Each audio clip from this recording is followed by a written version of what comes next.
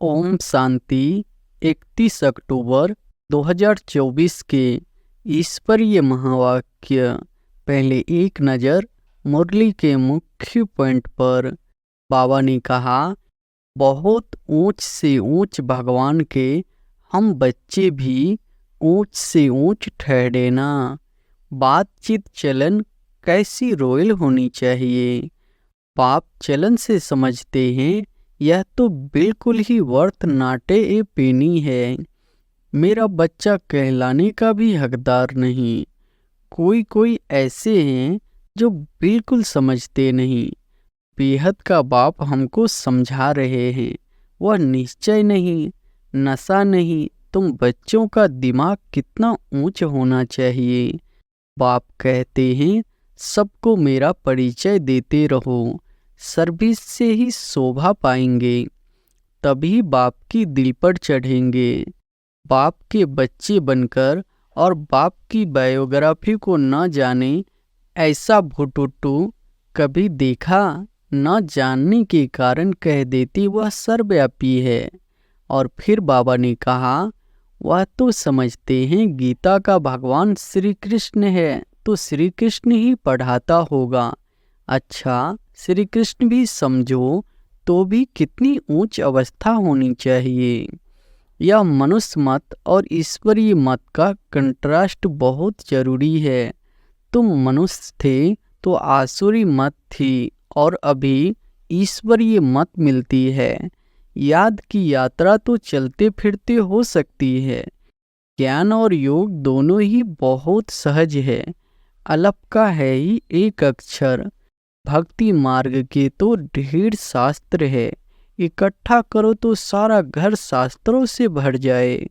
और फिर लास्ट में बाबा ने कहा, लाखों वर्ष कह देने से बुद्धि को जैसे ताला लग गया है, ताला खुलता ही नहीं।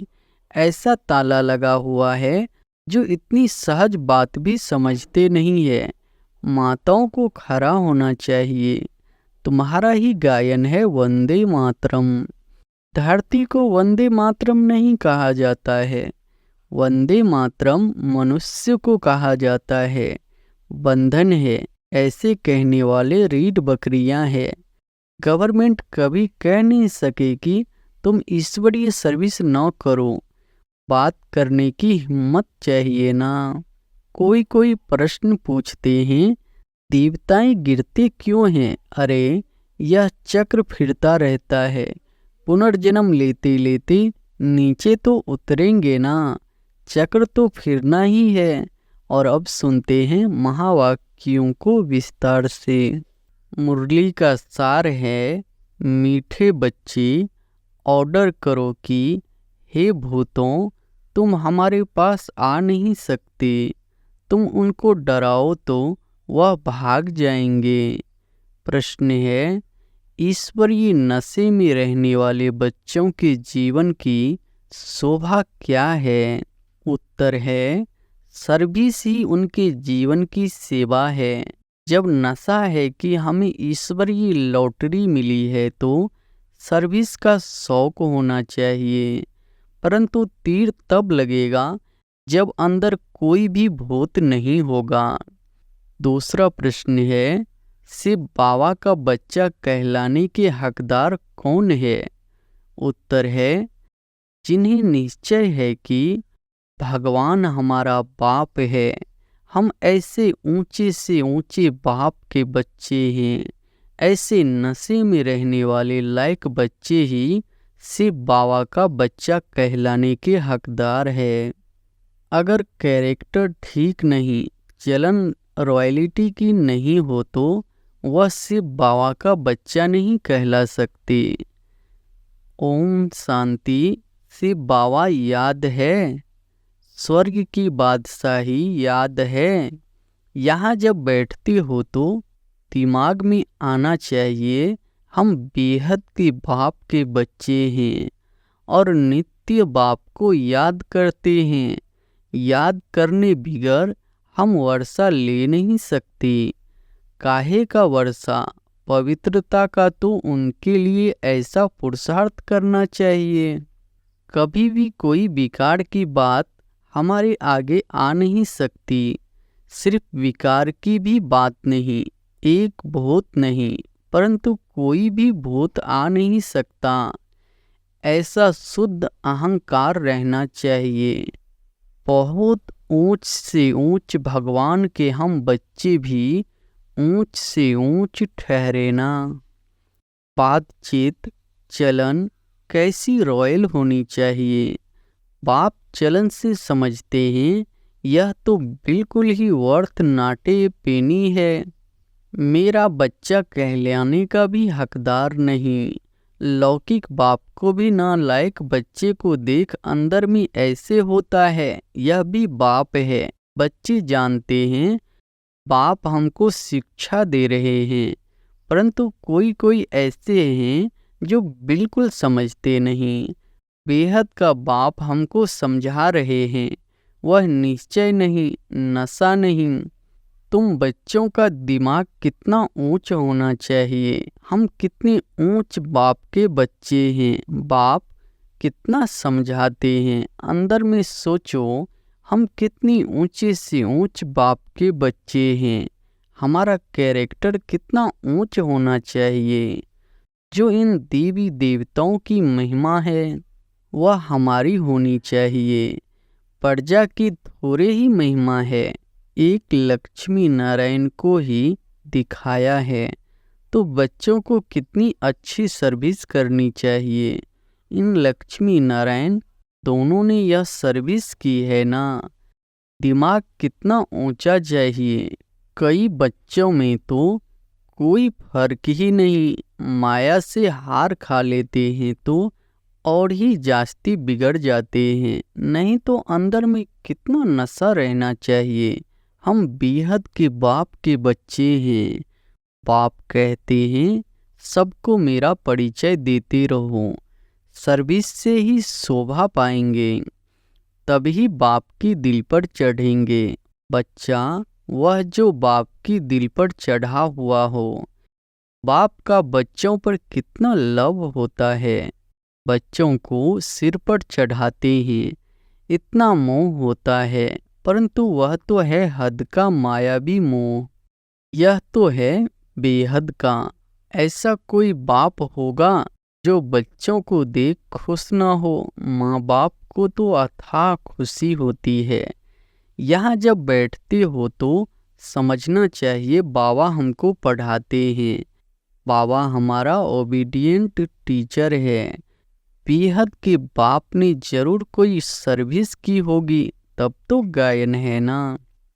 कितनी वंडरफुल बात है, कितनी उनकी महिमा की जाती है। यहाँ बैठे हो तो बुद्धि में नशा रहना चाहिए। सन्यासी तो है ही निवृत्ति मार्ग वाले, उन्हों का धर्म ही अलग है। यह भी अब बाप समझाते हैं।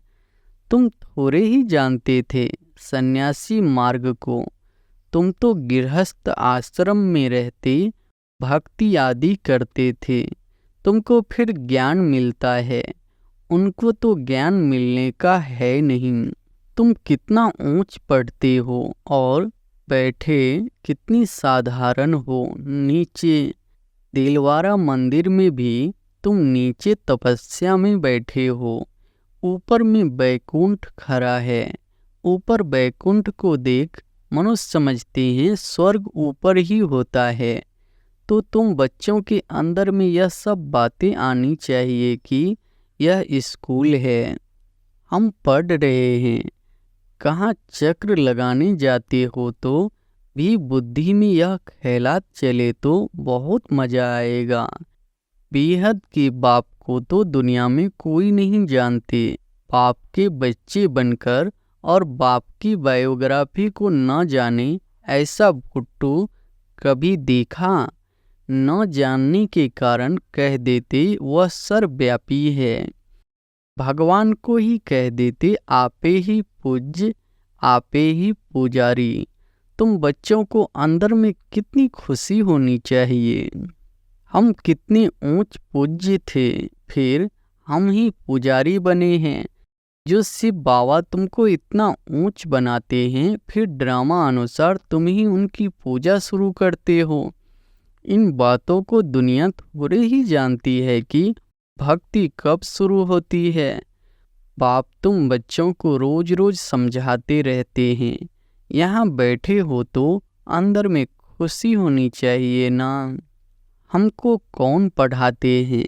भगवान आकर पढ़ाते हैं। यह तो कभी सुना भी नहीं होगा।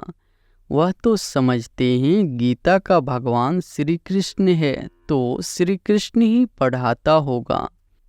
अच्छा, श्री कृष्ण भी समझो तो भी कितनी ऊंच अवस्था होनी चाहिए। एक कितना भी है मनुष्य मत और ईश्वरीय मत का। देवताओं को तो मत लेने की दरकार ही नहीं है। मनुष्य चाहते हैं ईश्वर की मत। देवताओं को तो मत अगले जन्म में मिली थी, जिससे ऊंच पद पाया। अभी तुम बच्चों को श्रीमत मिल रही है श्रेष्ठ बनने के लिए। ईश्वरीय मत और मनुष्य मत में कितना फर्क है। मनुष्य मत क्या कहती है, ईश्वरीय मत क्या कहती है, तो जरूर ईश्वरीय मत पर चलना पड़े। कोई से मिलने जाते हो तो कुछ भी ले नहीं जाते। याद नहीं रहता किसको क्या सौगात देनी चाहिए। यह मनुष्य मत और ईश्वरीय मत का कंट्रास्ट बहुत जरूरी है। तुम मनुष्य थे तो आसुरी मत थी, और अभी ईश्वरीय मत मिलती है। उनमें कितना फर्क है। यह शास्त्र आदि सब मनुष्यों के ही बनाए हुए हैं। पाप कोई शास्त्र पढ़कर आते हैं क्या? पाप कहते हैं मैं कोई बाप का बच्चा हूँ क्या? मैं कोई गुरु का शिष्य हूँ क्या, जिससे सीखा हूँ? तो यह भी सब बातें समझानी चाहिए। भले यह जानते हैं कि बंदर बुद्धि है, परंतु मंदिर लायक बनने वाले भी है। ऐसे बहुत मनुष्य मत पर चलते हैं। फिर तुम सुनाते हो कि हम ईश्वरीय मत पर क्या बनते हैं, वह हमको पढ़ाते हैं। भगवान वाच हम उनसे पढ़ने जाते हैं। हम रोज 1 घंटा पौना घंटा जाते हैं। क्लास में जास्ती टाइम भी लेना नहीं चाहिए। याद की यात्रा तो चलते फिरते हो सकती है। ज्ञान और योग दोनों ही बहुत सहज है। अलप का है ही एक अक्षर। भक्ति मार्ग के तो ढेर शास्त्र है। इकट्ठा करो तो सारा घर शास्त्रों से भर जाए। कितना इन पर खर्चा हुआ होगा। अब बाप तो बहुत सहज बातें बताते हैं। सिर्फ पाप को याद करो तो पाप का वर्षा है ही स्वर्ग की बादशाही। तुम विश्व के मालिक थे ना, भारत हेविन था ना, क्या तुम भूल गए हो? यह भी ड्रामा की भाभी कहा जाता है। अब बाप आया हुआ है। हर 5000 वर्ष बाद आते हैं पढ़ाने। बेहद के बाप का वर्षा जरूर स्वर्ग नई दुनिया का होगा ना। यह तो बिल्कुल सिंपल बात है। लाखों वर्ष कह देने से बुद्धि को जैसे ताला लग गया है। ताला खुलता ही नहीं। ऐसा ताला लगा हुआ है जो इतनी सहज बात भी समझते नहीं है। बाप समझाते हैं एक ही बात बस है, जास्ती कुछ भी पढ़ाना नहीं चाहिए। यहाँ तुम 1 सेकंड में किसी को भी स्वर्गवासी बना सकते हो। परंतु यह स्कूल है, इसलिए तुम्हारी पढ़ाई चलती रहती है। ज्ञान सागर बाप तुम्हें ज्ञान तो इतना देते हैं जो सागर को स्याही बनाओ, सारा जंगल कलम बनाओ तो भी अंत नहीं हो सकता। ज्ञान को धारण करते कितना समय हुआ है। भक्ति को तो आधा कल्प हुआ है। ज्ञान तो तुमको एक ही जन्म में मिलता है। बाप तुमको पढ़ा रहे हैं नई दुनिया के लिए। उस जिस्मानी स्कूल में तो तुम कितना समय पढ़ते हो? 5 वर्ष से लेकर 20-22 वर्ष तक पढ़ते रहते हो। कमाई थोड़ी और खर्चा बहुत करेंगे तो घाटा पड़ जाएगा ना। बाप कितना साल्वेंट बनाते हैं, फिर इन साल्वेंट बन जाते हैं। अभी भारत का हाल देखो क्या है। फलक से समझना चाहिए। माताओं को खड़ा होना चाहिए। तुम्हारा ही गायन है वंदे मातरम।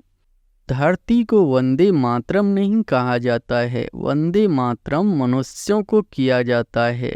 बच्चे जो बंधन मुक्त है वही यह सर्विस करते हैं। वह भी जैसे कल पहले बंधन मुक्त हुए थे वैसे होते रहते हैं। अबलाओं पर कितनी अत्याचार होते हैं जानते हैं। हमको बाप मिला है तो समझते हैं बस अब तो बाप की सर्विस करनी है, बंधन है। ऐसे कहने वाले रीढ़ बकरियां हैं। गवर्नमेंट कभी कह नहीं सकेगी तुम ईश्वरीय सर्विस ना करो। बात करने की हिम्मत चाहिए ना। जिसमें ज्ञान है वह तो इतने में सहज बंधन मुक्त हो सकते हैं। जज को भी समझा सकते हो। हम रूहानी सेवा करना चाहते हैं। रूहानी बाप हमको पढ़ा रहे हैं। क्रिश्चियन लोग फिर भी कहते हैं लिबरेट करो, गाइड बनो। भारतवासियों से फिर भी उन्हों की समझ अच्छी है।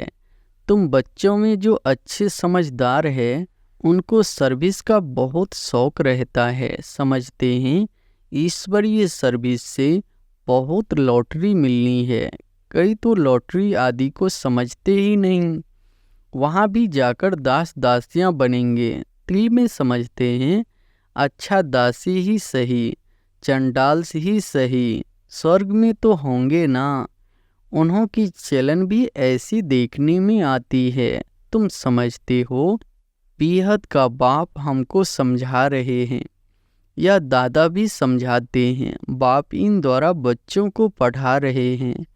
कोई तो इतना भी समझते नहीं। यहाँ से बाहर निकले खलास। यहाँ पर बैठे भी जैसे कुछ समझते नहीं। बुद्धि बाहर भटकती धक्का खाती रहती है। एक भी भूत निकलता नहीं है। पढ़ाने वाला कौन और बनती क्या है। साहूकारों के भी दास दासी बनेंगे ना। अभी भी साहूकारों के पास कितने नौकर चाकर रहते हैं। सर्विस पर तो एकदम उड़ना चाहिए। तुम बच्चे शांति स्थापन अर्थ निमित्त बने हो। विश्व में सुख शांति स्थापन कर रहे हो। प्रैक्टिकल में तुम जानते हो हम श्रीमत पर स्थापन कर रहे हैं। इसमें अशांति कोई होनी नहीं चाहिए। बाबा ने यहाँ भी बहुत ऐसे अच्छे अच्छे घर देखे हुए हैं। एक घर में 6-7 बहुएं इकट्ठी इतना प्यार से रहती है। बिल्कुल शांति लगी रहती है। बोलते थे हमारे पास तो स्वर्ग लगा पड़ा है। कोई खिटखिट की बात नहीं। सब आज्ञाकारी है। उस समय बाबा को भी सन्यासी ख्यालात थे। दुनिया से वैराग्य रहता था। अभी तो यह है बेहद का वैराग्य। कुछ भी याद ना रहे। बाबा तो नाम सब भूल जाते हैं। बच्चे कहते हैं बाबा आप हमको याद करते हैं। बाबा कहते हमको तो सबको भूलना है। न बिसरो न याद रहो। बेहद का वैराग्य है ना। सबको भूलना है। हम यहाँ के रहने वाले थोड़े ही है। पाप आया हुआ है अपना स्वर्ग का वर्षा देने। बेहद का बाप कहते हैं मुझे याद करो तो तुम विश्व के मालिक बन जाएंगे। यह बैज बहुत अच्छा है समझाने के लिए। कोई मांगे तो बोलो समझ कर लो। इस बैज को समझने से तुमको विश्व की बादशाही मिल सकती है।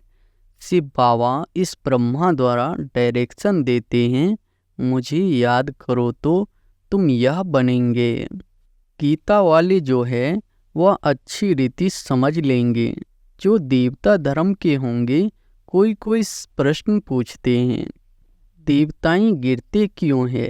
अरे यह चक्र फिरता रहता है। पुनर्जन्म लेते लेते नीचे तो उतरेंगे ना। चक्र तो फिरना ही है। हर एक के दिल में यह आता जरूर है। हम सर्विस क्यों नहीं कर सकते हैं। जरूर मेरे में कोई खामी है। माया के भूतों ने नाक से पकड़ा हुआ है। अब तुम बच्चे समझते हो हमको अब घर जाना है, फिर नई दुनिया में आकर राज्य करेंगे। तुम मुसाफिर हो ना, दूर देश से यहाँ आकर पाठ बजाते हो। अभी तुम्हारी बुद्धि में है हमको अमर लोक जाना है या मृत्यु लोक खलास हो जाना है। बाप समझाते तो बहुत है, अच्छी रीति धारण करना है, इसको फिर उगाड़ते रहना चाहिए। यह भी बाप ने समझाया है, कर्म भोग की बीमारी उथल खाएगी, माया सताएगी, परंतु मोजना नहीं चाहिए। थोड़ा कुछ होता है तो हैरान हो जाते हैं। बीमारी में मनुष्य और भी भगवान को जास्ती याद करते हैं। बंगाल में जब कोई बहुत बीमार होता है तो उनको कहते हैं राम बोलो, राम बोलो। देखते हैं अब मरने पर है तो गंगा पर ले जाकर हरि बोल करते हैं। फिर उनको ले आकर जलाने की क्या दरकार है, गंगा में अंदर डाल दो ना, कचमच आदि का शिकार हो जाएगा, काम में आ जाएगा। पारसी लोग रख देते हैं तो वह हड्डियां भी काम में आती है। बाप कहते हैं तुम और सब बातें भूल मुझे याद करो। अच्छा, मीठे मीठे सिकिलधे बच्चों प्रति माता पिता बाप दादा का याद प्यार और गुड मॉर्निंग। रूहानी बाप की रूहानी बच्चों को नमस्ते। धारणा के लिए मुख्य सार पहली पॉइंट है, बंधन मुक्त बनकर भारत की सच्ची सेवा करनी है। फलक से समझाना है कि हमें रूहानी बाप पढ़ा रहे हैं, हम रूहानी सेवा पर है, इस पर ये सेवा की उछल आती रहे। दूसरी पॉइंट है, कर्म भोग की बीमारी व माया के तूफानों में मूझना व हैरान नहीं होना है। बाप ने जो ज्ञान दिया है उसे उगाड़ते बाप की याद में हर्षित रहना है। वरदान है, निराकार और साकार दोनों रूपों के यादगार को विधि पूर्वक मनाने वाली श्रेष्ठ आत्मा भव। निराकार और साकार दोनों रूपों के यादगार को विधि पूर्वक मनाने वाली श्रेष्ठ आत्मा भव। दीपमाला अविनाशी अनेक जगे हुए दीपकों का यादगार है। आप चमकती हुई आत्माएं दीपक की लौ मिसल दिखाई देती हो, इसलिए चमकती हुई आत्माएं दिव्य ज्योति का यादगार स्थूल दीपक की ज्योति में दिखाया है। तो एक तरफ निराकारी आत्मा के रूप का यादगार है, दूसरी तरफ आपके ही भविष्य साकार दिव्य स्वरूप लक्ष्मी के रूप में यादगार है। यही दीपमाला देव पद प्राप्त करती है। तो आप श्रेष्ठ आत्माएं अपना यादगार स्वयं ही मना रहे हो। स्लोगन है, निगेटिव को पॉजिटिव में चेंज करने के लिए अपनी भावनाओं को शुभ और बेहद की बनाओ।